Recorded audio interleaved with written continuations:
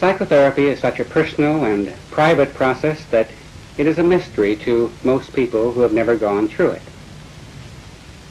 The following series is a unique effort that allows us to sit in on what is ordinarily a very private therapeutic experience.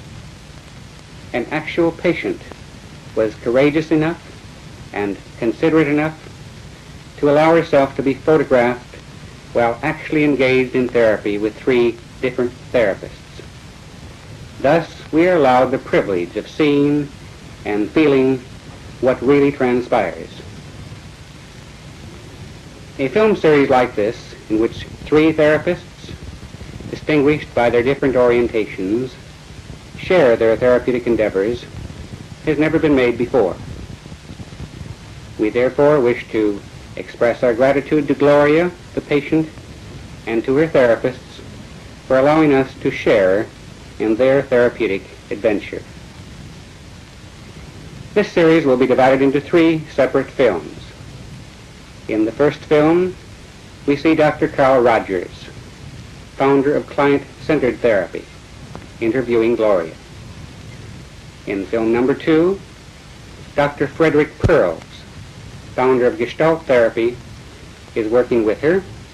And in film number 3, Dr. Albert Ellis, founder of Rational Emotive Therapy, is our therapist. Each therapist will first describe his system of therapy briefly. He will then demonstrate his work with Gloria, and then he will comment briefly on his work. Now, here's Dr. Carl Rogers.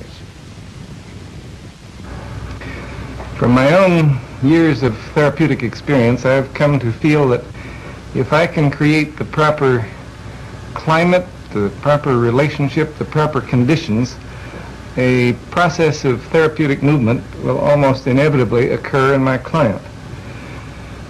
You might ask, what is this climate? What are these conditions? Will they exist in the interview with the woman I'm about to talk with, whom I've never seen before? Well, let me try to describe very briefly what these conditions are as I see them. First of all, one question is, can I be real in the relationship? This has come to have an increasing amount of importance to me over the years. I feel that genuineness is another way of describing the quality I would like to have. I like the term congruence, by which I mean that what I'm experiencing inside is present in my awareness and comes out through my communication. In a sense, when I have this quality, I'm all in one piece in the relationship. There's another word that describes it for me. I feel that in the relationship, I would like to have a transparency. I would be quite willing for my client to see all the way through me, that there would be nothing hidden. And when I'm real in this fashion that I'm trying to describe, then I know that my own feelings will often bubble up into awareness and be expressed, but be expressed in ways that won't impose themselves on my client. Then the second question I would have is, will I find myself prizing this person, caring for this person? I certainly don't want to pretend a caring that I don't feel. In fact, if I dislike my client persistently, I feel it's better that I should express it. But I know that the process of therapy is much more likely to occur and constructive change is much more likely if I feel a real spontaneous prizing of this individual with whom I'm working, a prizing of this person as a separate individual. You can call that quality acceptance, you can call it caring, you can call it a non-possessive love if you wish. I think any of those terms tend to describe it. I know that the relationship will prove more constructive if it's present. Then the third quality, will I be able to understand the inner world of this individual from the inside? Will I be able to see it through her eyes? Will I be able to be sufficiently sensitive to move around inside the world of her feelings so that I know what it feels like to be her, so that I can sense not only the surface meanings but some of the meanings that lie somewhat underneath the surface.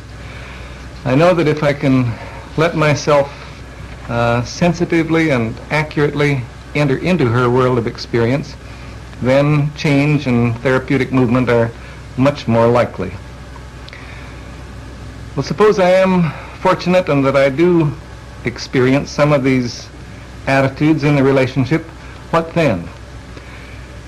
Well, then a variety of things are likely to happen, both from my clinical experience and from our research investigations. We find that if attitudes of the sort that I've described are present, then quite a number of things will happen. She'll explore some of her feelings and attitudes more deeply. She's likely to discover some hidden aspects of herself that she wasn't aware of previously. Feeling herself prized by me, it's quite possible she'll come to prize herself more. Feeling that some of her meanings are understood by me, then she can more readily perhaps listen to herself, listen to what's going on within her own experience, listen to some of the meanings she hasn't been able to catch before.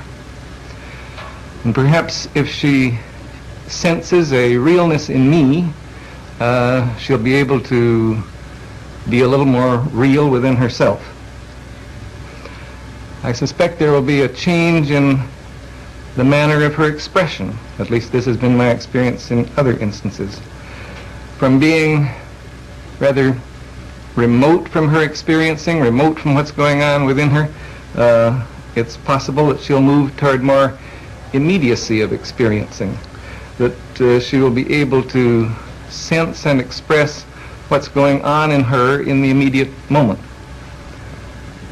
From being disapproving of herself, it's quite possible she will move toward a greater degree of acceptance of herself. From somewhat of a fear of relating, she may move toward being able to relate more directly and to encounter me more directly. From construing life in somewhat rigid black and white patterns, she may move toward more tentative ways of construing her experience and of seeing the meanings in it. From a locus of evaluation which is outside of herself, it's quite possible she will move toward recognizing a greater capacity within herself for making judgments and drawing conclusions. So those are some of the changes that